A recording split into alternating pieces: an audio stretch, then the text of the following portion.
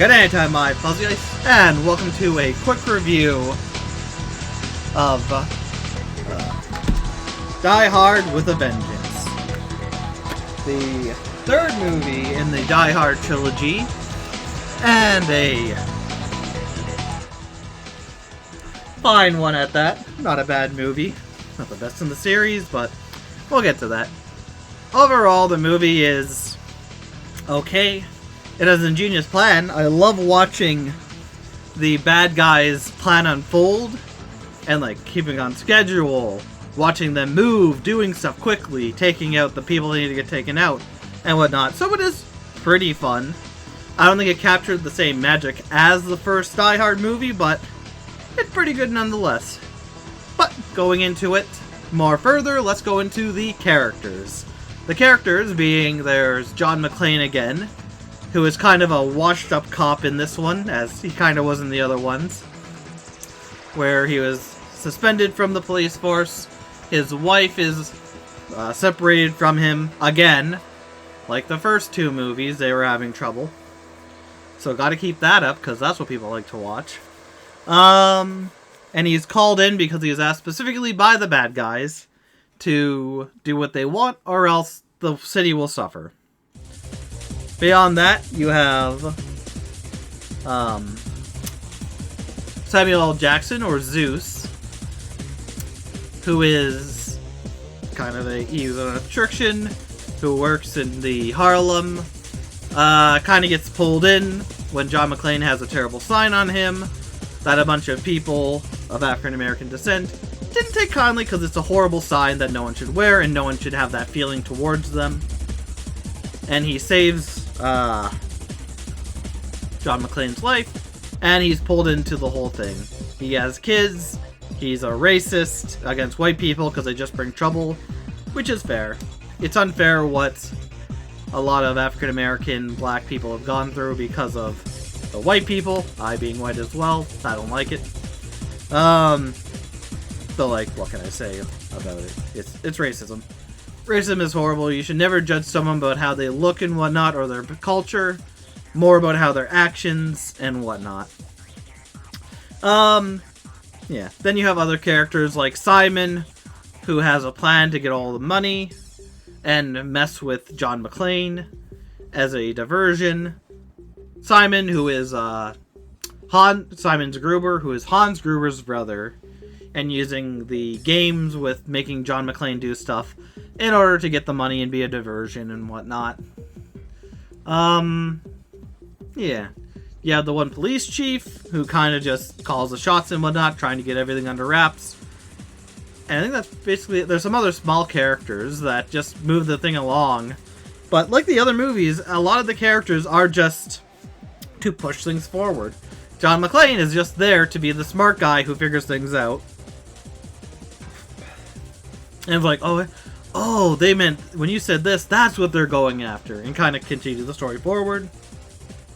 Zeus there to have his good ideas to help out as well. Simon the bad guy to be the bad guy. All in all, with the characters in this, it's not bad. You get kind of what you want. If you want an action movie with a lot of explosions, a good heist movie where you're watching the bad guys heist while the good guys try and figure it out, it's pretty well done. The characters work well towards that too. First, I should have went into the story of it though. So the story is Simon, who has a mission for John McClane to do tasks that Simon wants, or else bombs will go off over the city. While the police and John try to follow the rules, keep things in check, and not get anyone killed, they go out and do that. At one point, a bomb goes off in the subway, which they find out they couldn't do. There was no way they could get there in time to stop it, no matter how fast they would go. But through that and doing other things, John finally puts together, hey, you know what? They're telling us that the schools are in danger, one of the schools, but there are no schools in the part of the city where the Federal Reserves are, Fort Knox and whatnot. So, after a little bit, the terrorists, bad guys, taken from the vault. John learns about it, goes and tries to stop them, and is on a chase to get them, leading to a boat where he is captured, figures out, hey, they're not. They were told, hey, we're going to blow up the boat with all the money on it to send it into the river. Goodbye, we're going to kill you both too, him and Zeus. With him and Zeus find out, no, they're not. They have the money. They find out where, stop him in the end, and win. A lot of paraphrasing on my end, but that's pretty well it. Just, bad guy wants John to do something. As John's doing it, he finds out, wait a minute, no, this is a diversion.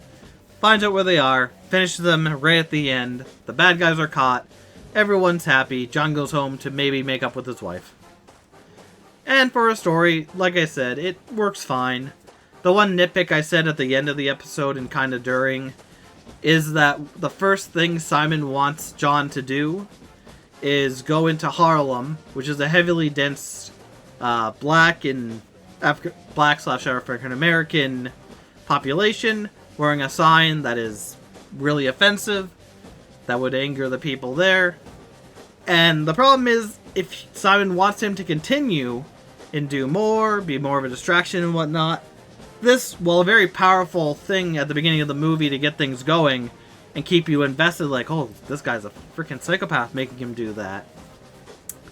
It could, like I said, it could have easily been thwarted by him being killed there. Because there's a very real chance that he would have been killed there. So, besides that little thing in the story, a lot of it is luck. He just so happens to figure out, oh yeah, 10 coins. That's there. They don't have any more money on them or anything. That is just 10 quarters to pay for this. And then, oh, he has the aspirin bottle, which has this on it. Then, of course, it's from this place, so that's how we'll get them in the end. A lot of luck. Zeus coming in to help John out. Otherwise, John would have died. Luck. Them narrowly getting the bomb out. Luck. Finding out where to go. Luck. Figuring things out. A lot of lucks. And for me, I don't mind luck. I think luck can be a very good tool to use. But when luck is the main crutch to get a hero out of any situation or figure things out, where it's like, no, it's reasonable for him to do this. Because there's a part in the movie where he's talking to kids, and the kid's like, hey, it's like Christmas out here. People are going to steal from the banks or whatnot. Or makes a comment along that lines, which gets John to think, you're right. They're not in there's no cops in this area because there's no schools in this area, which the bomb threats are is towards schools, so the cops are all there. So maybe he's going after the police, the bank. And he's right, which that itself isn't luck. That's more putting things together on his own. But Zeus coming out and helping him from when he's in danger, him luckily getting the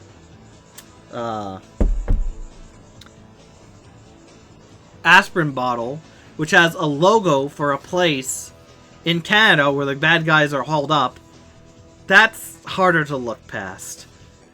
Like, again, the movie would have been... if Zeus was not there in the beginning, the movie would have been over in 10 minutes. Because the people would have seen... the group of people would have seen John with a horrible sign and went, yeah, we're going to stab him, shoot him, torture him, break his bones, all that stuff.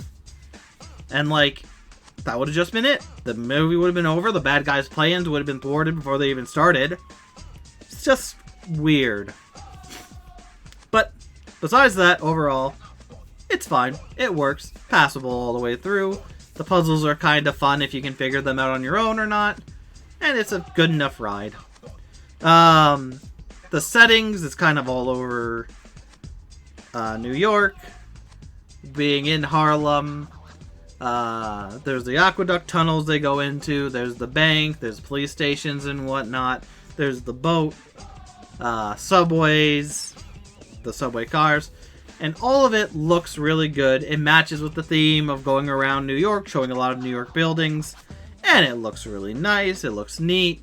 It feels lived in and complete, like this is actually how it would be. And overall, just a good setting to have the thing go into. Have John and all the police department run all around the city, while the bad guys stay in the main area and take all the money. Works really good, works really fine. Yeah, not much more to say about the time and whatnot. Or not the time, but the settings. It just works. It works for what it is. It's really interesting going in the aqueducts and whatnot, going into Fort Knox and seeing how it is in there, though I doubt it's a one-to-one recreation, because I'm sure Fort Knox would not be happy to show, like, yeah, no, this is how you get in, this is where you go. Would be fine, though. Going into the special effects, again, it looks really good. The blood looks real, and there's quite a bit of splatter when it needs to be. The explosions look really nice. Yeah, it's solid special effects that work really well for what it is. Gets you into the world, gets you excited and whatnot. Good car stunts and whatnot. There's a decent amount for people who like that sort of thing to like it. Works really nicely. But when we go into the legacy of the movie, it's fine. I mean, like I said, I think the first one's the best, hands down. He had a good rapport with the villain. He had to be sneaky and figure things out. He was, while lucky there, he still got a lot done without luck, and was really good at it. Yeah, just fun, just fine. And when it comes to this one, like, the big connection being, spoilers, that Simon Gruber, that Simon in this, his brother is Hans Gruber, which makes more of a, oh, that's why he's after John, because of that. So he can get revenge on John for killing his brother, which is a nice diversion, makes you think that's what it is, and then, while that is what he wants to do, there's other things to do. And as it goes for a third movie in a series, it's fine. John does his own police work, again, figuring things out quickly. And as a sequel to Die Hard and Die Hard 2, it works pretty fine. John's a fun character to kind of be with, really much of he's very much an asshole. But he's entertaining to watch. And just him trying to figure out what the bad guys are doing and stop them while not getting anyone else killed works pretty darn well.